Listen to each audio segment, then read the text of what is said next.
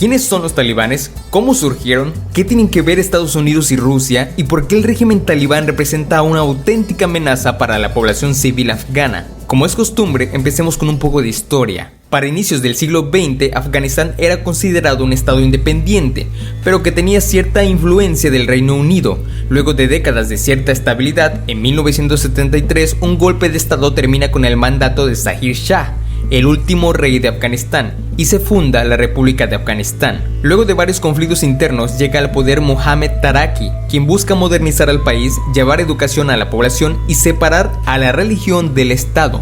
Recuerda que en este momento estamos en la Guerra Fría, por lo cual Taraki tuvo que decidir si aliarse con el bloque capitalista o con el comunista. Taraki se acerca a los soviéticos para estrechar relaciones, pero tras solo un año de mandato, en 1979, es traicionado por su antiguo aliado Hafizullah Amin.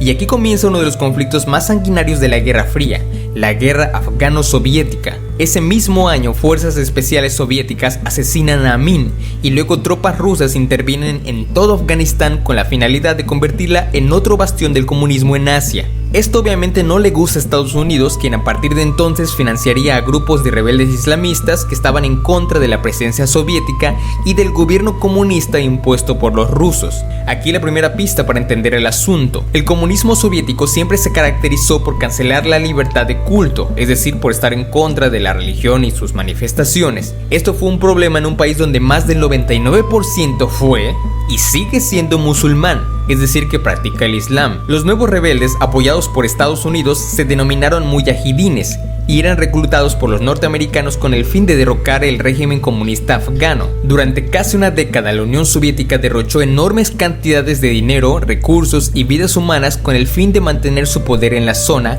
y repeler los constantes ataques de grupos islamistas. De hecho, la prensa internacional considera esta intervención como el Vietnam de la Unión Soviética.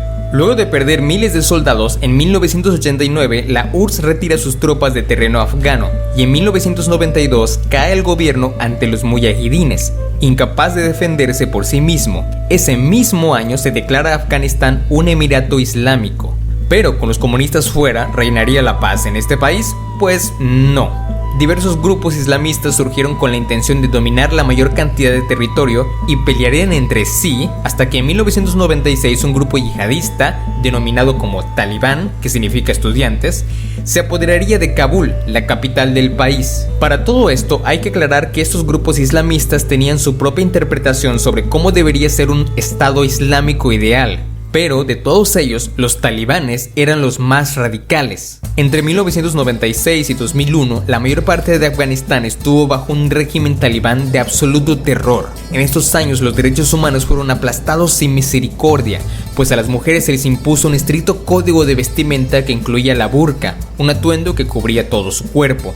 Si alguna mujer se descubría el rostro o cualquier extremidad, usualmente era fusilada sin piedad. Las mujeres tampoco podían ir a la escuela, reír en público, hacer ruido al caminar, salir a la calle sin una escolta o permiso expreso de su marido y mucho menos trabajar. Los hombres tenían que usar turbante y la vestimenta típica de un musulmán, y el vestir cualquier ropa de apariencia occidental era motivo de flagelación o fusilamiento.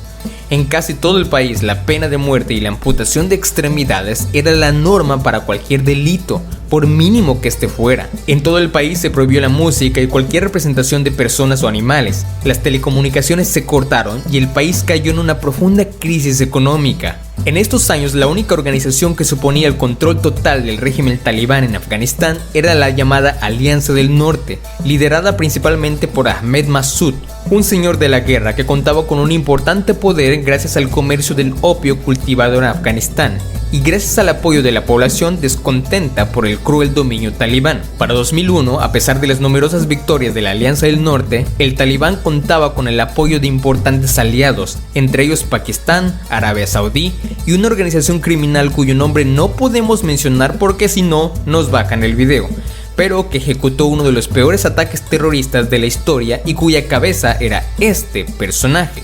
El 11 de septiembre de 2001 se dio un atentado en contra de Estados Unidos que marcaría el rumbo de Afganistán por casi 2 décadas. Tras menos de un mes del ataque a las Torres Gemelas, Estados Unidos, en conjunto con Canadá, Reino Unido y otros países de la OTAN, organizan una escalada de ataques a las presuntas bases terroristas en suelo afgano. En solo un par de meses, los talibanes fueron perdiendo su dominio sobre las principales ciudades como Kabul, Jalalabad y Kandahar, y las fuerzas extremistas del régimen fueron obligadas a huir hacia las zonas montañosas en búsqueda de refugio. Gracias a la OTAN y a la Alianza del Norte, por fin se vislumbraba una breve pausa al régimen del terror. Con la caída del poder talibán se formó la llamada Autoridad Interina Afgana para dirigir la transición de Afganistán hacia un nuevo sistema político. En 2004 se redacta una nueva constitución y en 2005 Hamid Karzai es electo como el primer presidente en los primeros comicios hechos en el país. Es necesario mencionarlo, el poder de este nuevo gobierno era endeble, pues controlaba solo Kabul y zonas próximas, mientras los grupos talibanes se replegaron, estaban dispersos, pero continuaban acechando con cautela. Además, el cultivo y comercio de opio volvió a ser la actividad principal en Afganistán. Los llamados señores de la guerra conservaban mucho poder y las fuerzas afganas estaban apenas en pañales, en proceso de creación prácticamente. En 2007 el conflicto se recrudeció con numerosos ataques talibanes en zonas que años antes se habían ocupado.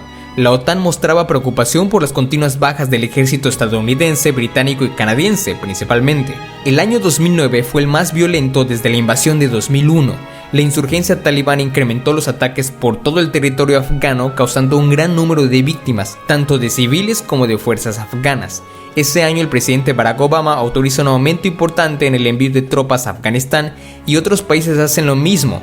Hasta 140.000 soldados extranjeros permanecían en terreno de conflicto para estas fechas. En 2011, tras la muerte de Bin Laden a manos de fuerzas especiales americanas, el conflicto aumentó la tensión internacional cuando Estados Unidos acusó a Pakistán de entorpecer las operaciones antiterroristas de la OTAN. En 2015 se lanza la Operación Apoyo Decidido, una acción que tenía como finalidad entrenar a las tropas del gobierno afgano para paulatinamente retirar las tropas extranjeras de la OTAN y que Afganistán sea autosuficiente. Ese mismo año, y como si fuera casualidad, los talibanes llevaron a cabo numerosos ataques suicidas con coches bomba y ataques a civiles con armas de fuego. Los años pasaron y sumido entre la corrupción y las luchas internas, el gobierno afgano había cedido terreno a los insurgentes que jamás desaparecieron y que incluso se fortalecieron. A pesar de los intentos de negociación de paz de 2020 entre el gobierno de Estados Unidos y grupos talibanes, y a pesar de los intermitentes ceses al fuego, la fecha de la partida de las fuerzas de apoyo extranjeras estaba fijada,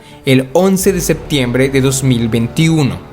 Para este 15 de agosto de 2021 la situación ya era convulsa. El presidente Ashraf Ghani tuvo que abandonar Afganistán ante la inminente caída de la capital Kabul en manos de tropas talibanes. Había personas abarrotando los vuelos al extranjero, migraciones masivas y un ambiente internacional más que tenso.